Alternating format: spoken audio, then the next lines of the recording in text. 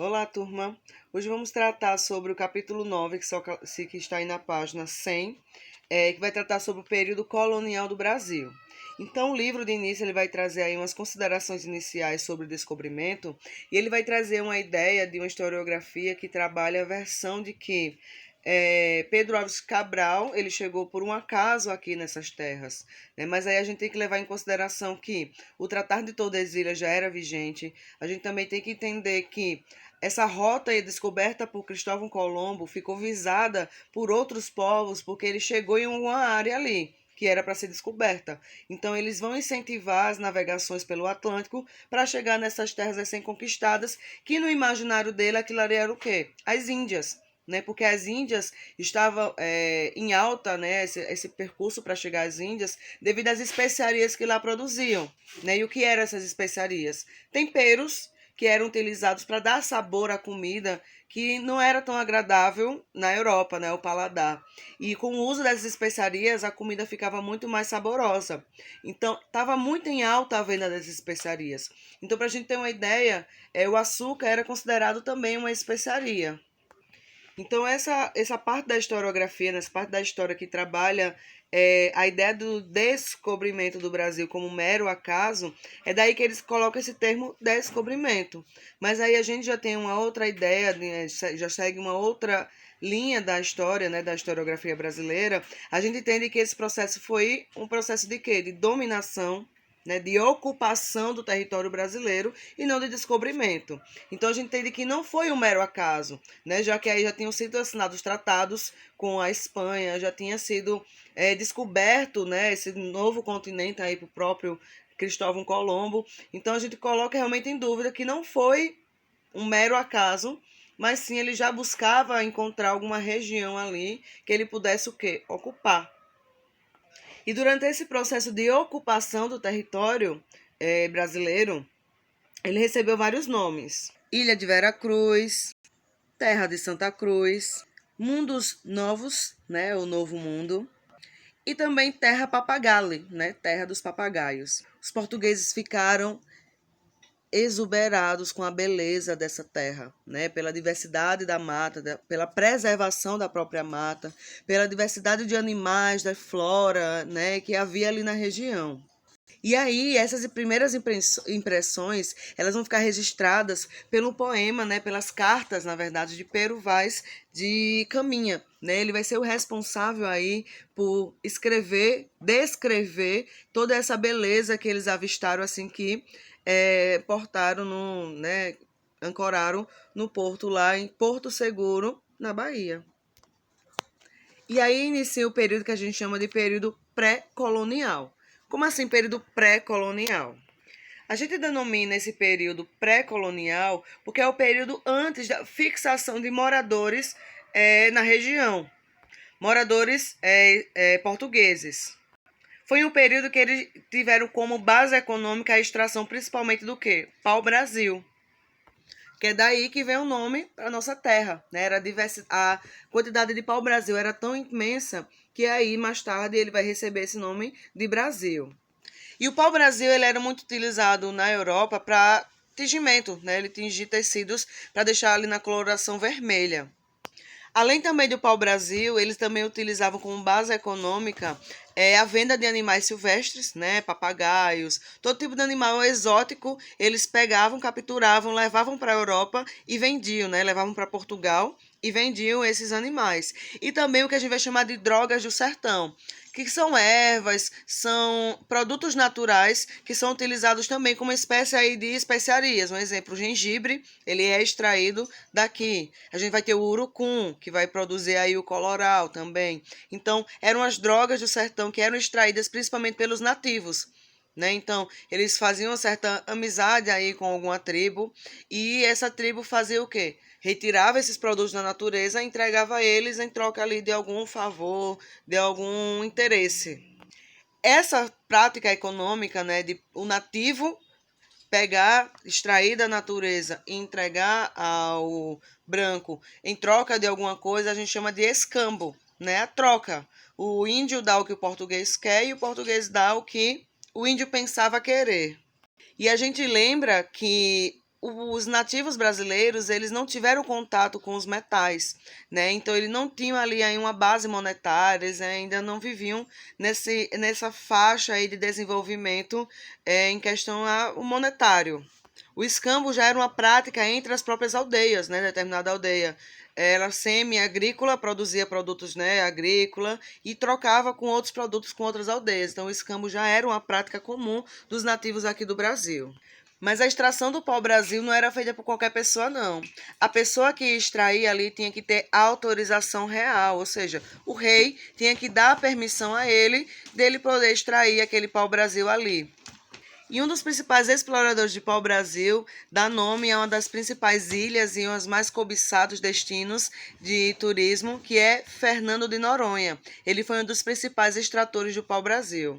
E aí, para facilitar toda essa extração do pau-brasil, das drogas do sertão, dos animais silvestres, eles criaram o que a gente chama de feitorias. As feitorias eram uma forma de entrepostos, né, uma espécie de uns galpão, né, feito ali de uma forma improvisada, onde eles ali ficavam próximos à região dos portos, e aí o navio só encostava ali, abastecia o navio e aí seguia rumo a Portugal.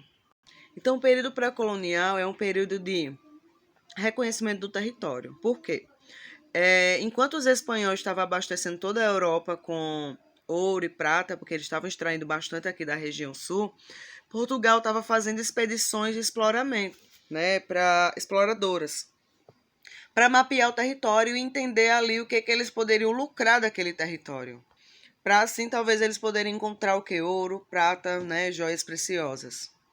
E aí, depois do Tratado de Tordesilhas, da Espanha levando muito ouro e muita prata para a Europa, as outras potências, né, como a Inglaterra, a França, que estavam também se organizando ali como reinos, né, como locais centralizados, e com a ideia de que o Tratado de Tordesilhas limitava ali a exploração a Portugal e a Espanha, eles ficaram enlouquecidos. Eles também quiseram tirar uma parcela dessa exploração. E aí os primeiros a romper o Tratado de Tordesilhas foram os franceses, né? Eles ancoraram aqui na região, principalmente aqui na região das nossas Alagoas, eles ancoraram aqui para a extração do pau-brasil, porque na Europa, quem produzia muito tecido, vendia muito tecido, eram os franceses. Então, eles encontraram essa fonte de tingir os tecidos, que era através do pau-brasil, era perfeito para eles. Porque a pigmentação vermelha para se encontrar lá na região da Europa era muito complicada, muito difícil. E o contato que os franceses tiveram com os nativos foi muito mais tranquilo do que o que os portugueses tiveram. Isso vai fazer com que muitos tribos indígenas se aliem aos franceses devido ao tratamento que era diferente ali. E aí os franceses quase conquistando a região, se fixando mesmo na região onde eles estavam extraídos para o Brasil, o rei de Portugal decide fazer expedições guarda-costas, que são expedições militarizadas para tentar expulsar qualquer povo que tente colonizar aquela região, né, de uma forma de garantir que aquelas terras pertenciam a Portugal. Porque eles não estavam morando ainda na região, porque eles ainda estavam tentando chegar às Índias, tentando ali extrair coisas ainda da África. Então, aqui o Brasil, essa região ainda não era tão visada para eles virem fixar as moradias, por isso que é período pré-colonial. E aí vai acontecer que o comércio das Índias vai começar a quebrar, a cair. Por quê? A Europa estava saturada já de todos os produtos que tinham da Índia, porque todo mundo estava indo para a Índia para trazer os produtos e vender na Europa. Então chegou um momento que tinha demais produto. E o que acontece? A gente vai utilizar aquela lei da oferta e da procura, onde quanto mais o produto tiver no mercado, se ele for muito abundante, o preço dele cai, né? Tem muito, todo mundo está vendendo, então tem que vender mais barato para vender o produto. Mas se o produto ele é escasso no mercado, ele tem pouco no mercado, o preço dele vai lá em cima. Então, o que acontecia? Antes de haver muitos produtos da Índia na Europa, o preço da especiaria era lá em cima, era muito caro. Mas agora que todo mundo tinha especiaria para vender, todo mundo tinha ido para a Índia, o preço das especiarias estava assim, ó, não valia quase nada. E isso vai fazer com que Portugal, o rei de Portugal, perceba que já era hora de investir em outra coisa. Vamos investir naquela terra que a gente conquistou. Já que a gente não encontrou ouro que nem os espanhóis, vamos fazer umas expedições de colonização, porque agora a gente vai produzir açúcar nessas terras. E assim, Martim Afonso de Souza foi o cara responsável por trazer a primeira expedição colonizadora. E ele vai fundar a primeira vila no Brasil, que é a Vila de São Vicente, que é localizado lá onde hoje é São Paulo. E assim ele concretiza o processo de colonização. Agora sim, aquelas terras pertencem a Portugal. E aí o que vai acontecer? Ele vai trazer pessoas, vai trazer máquinas e vai trazer as primeiras mudas de cana-de-açúcar. Aí a gente se pergunta, por que o açúcar foi escolhido? Porque lá nas ilhas de Madeira e de Açores, os portugueses já trabalhavam na África com esse produto. Então, eles já tinham ali contato, eles sabiam que o comércio do açúcar ainda estava bastante valorizado, então vamos plantar açúcar ali, vamos plantar cana-de-açúcar ali naquela região. E aí, se no período pré-colonial a gente tinha o pau-brasil como fonte econômica, agora no período colonial, né, através de Martim Souza, a gente vai ter como base econômica a produção de cana-de-açúcar. E aí essas expedições de colônia, né, de colonização, elas vai dar também espaço para eles desbravarem a terra e finalmente tentar encontrar aí o ouro e a prata que era tão cobiçado e desejado aí pelo rei.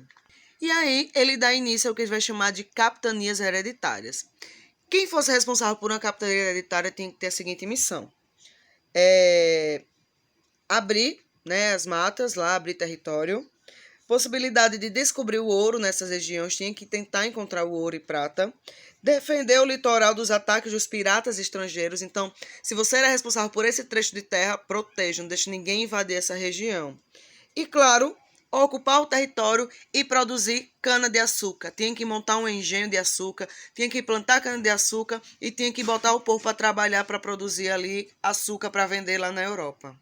E aí estava uma crise financeira em Portugal, ele decide dividir o território em capitanias hereditárias, e aí ele vai fazer 2 documentos para que esse cara ele não ocupe o território e pense que o território é dele. Porque lembrando, o cara vai vir para cá, né, vai sair de Portugal e vir para cá, e a terra que ele vai cuidar, que ele vai ocupar, não pertence a ele, é do rei de Portugal. Ele está trabalhando ali para ele ter a porçãozinha de terra dele, fazer o dinheirinho dele, mas aquela terra ali é arrendada a ele. Se ele descumprir o que vai estar descrito ali na carta de doação e na carta de floral, ele vai ser expulso da terra. Né? Então, esses 2 documentos eram essenciais para que o cara pudesse ocupar a terra. Era aí a carta de doação e a carta do foral.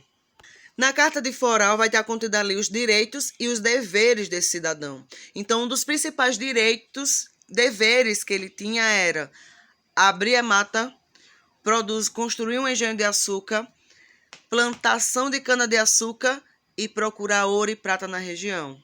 Se ele descumprir todos esses itens, pisa que a gente vai colocar outro cara aí. E lembrando, o cara que era responsável por cuidar da terra, o rei não dava um dinheirinho a ele, porque o rei de Portugal estava quebrado. O cara investia todo o dinheiro para ele. Então daí a gente vai ter a criação de 15 capitanias, mas apenas 2 vão dar certo, porque nem todos os colonizadores tinham dinheiro para investir na terra, porque construir um engenho de açúcar era muito caro, né? Conter ali as invasões dos povos nativos também eram situações muito complicadas. Então, de todas as capitanias hereditárias, apenas 2 vão dar certo. E aí os caras que recebiam a terra eram chamados de donatários, tá? Esses donatários, eles recebiam essa carta de doação, onde eles não podiam vender a terra, não podiam doar parte nenhuma.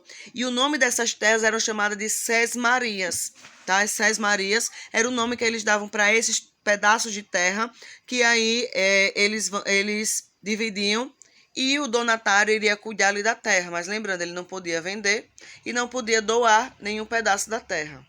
E aí, das 15 capitanias que foram criadas, apenas 2 deu certo, que foi a de Pernambuco e a de São Vicente, que hoje é São Paulo.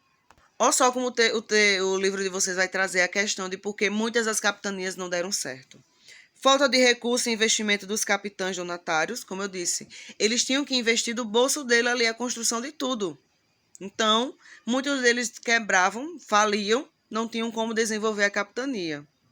A extensão das capitanias que dificultava a exploração eram áreas gigantescas. O Brasil é enorme. Então, eles fatiaram o Brasil assim e cada um ficou com um pedaço. E as terras eram tão imensas que eles não conseguiram poucos homens para fazer todo o serviço que eles tinham que fazer ali. O contato com as outras capitanias também era dificultado devido a essa distância. E os caras andavam a pé ali, né? De Pernambuco para Bahia. E as dificuldades para manter a lavoura de cana e as revoltas dos grupos indígenas contra o colonizador. Então, esses foram as características que levou aí a ruína, né, a não dar certo, muitas das capitanias hereditárias, levando aí apenas a de Pernambuco e a de São Vicente como as capitanias que deram certo, que prosperaram. E aí, para tentar conter essa falência aí das capitanias hereditárias, a sonegação de pagar o que tinha que ser estabelecido lá nos direitos e nos deveres lá da Carta de Foral, o rei de Portugal decidiu criar o que ele chamou de governo geral. O governador geral, ele tinha a intenção de auxiliar ali os caras, né? Não, vamos tentar fazer assim para tentar dar certo a sua capitania e manter sempre o rei informado e garantir que ninguém ia roubar ali a sua terra e que ninguém estava, talvez, descobrindo o ouro e não estava levando essa informação lá para ele. Então, o governo geral é a ideia de centralizar aquele poder. Então, a gente imagina o que a gente estudou na Europa das cidades-estados, né? Cada um por si independente. Então, era assim. Cada capitania hereditária era independente, era por si, se vire, faça dar certo. E o governo geral é a ideia de centralizar tudo aqui no governo de um único homem. Ele vai dizer como você deve agir, como você deve fazer, por que está dando certo e por que está dando errado. Então, o governo geral ele vem como uma espécie de centralizar todo esse poder. Então, olha só quais são as obrigações do governador geral. Auxiliar as capitanias em dificuldades, defender o litoral, combatendo os franceses, desbravar o interior, combatendo os indígenas, coordenar a administração política e econômica. Então, ele era ali como fosse os olhos e as mãos e os pés do rei. Ele era o cara que ia tentar organizar e fazer com que o rei não perdesse ali todo o seu investimento e não perdesse o que aquela área poderia proporcionar a ele de forma econômica. Então, tinham pessoas que estavam aqui que eram de extrema confiança do rei, que foram criados cargos, né, como o cargo de ouvidor-mor, que ele ajudava na questão da justiça, o cargo de provedor-mor, que cuidava da arrecadação de impostos, e o capitão-mor, que cuidava da defesa ali, da invasão de inimigos, da invasão dos nativos também. Então, a gente vai ter 3 principais governadores gerais, Tomé de Souza, Duarte Coelho e Mendes Sá. Então, haviam as câmaras municipais, onde os donatários podiam ali dizer, né, botar suas queixas e descrever o que era melhor, o que não era para ser feito. E aí, o governador geral, ele tentava cumprir essas questões aqui, né, auxiliar as capitanias que estavam com dificuldades, defender o litoral, desenvolver economicamente a região. Então é isso, gente. A gente estudou aqui o período pré-colonial, estudou um pouquinho do período colonial e no nosso próximo capítulo a gente vai desbravar um pouquinho mais sobre esse Brasil colonial. E aí não esquece de comentar seu nome aí embaixo, que vai ser a forma que eu vou estabelecer para fazer a frequência, né, da presença. E após assistir a videoaula, vocês vão fazer a atividade aí da página 109, a primeira questão até a página 111, até a 14ª questão, que vai estar aí na página, 112, que é até a letra B, certo? E aí, essa atividade, vocês têm uma semana para me entregá-la, tá? Mas aí já utiliza depois da aula para fazer essas atividades aí, tá bom, turma? Um abraço, até mais.